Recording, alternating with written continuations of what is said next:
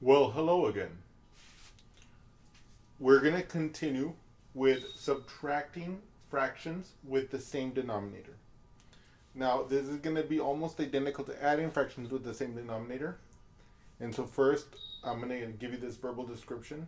The difference of two fractions is the fraction whose numerator is the difference of the numerators of the fractions being subtracted, and whose denominator is the denominator shared by the fractions being subtracted. Now, again, I know that this is a mouthful, but we're going to use it to verbally guide ourselves as we do our first subtraction.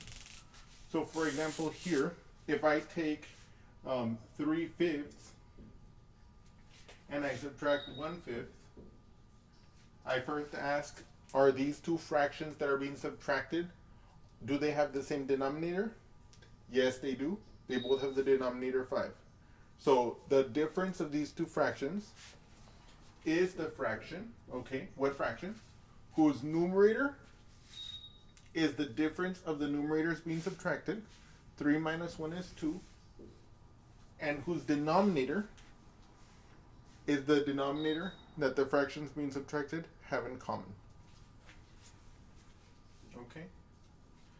And of course, like, you guys already know how this is going to go.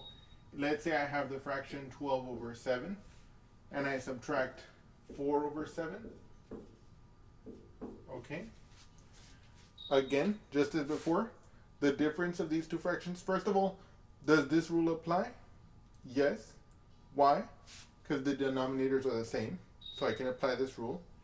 So the difference of these two fractions is the fraction, okay, whose numerator is the difference of the numerators of the fractions being subtracted.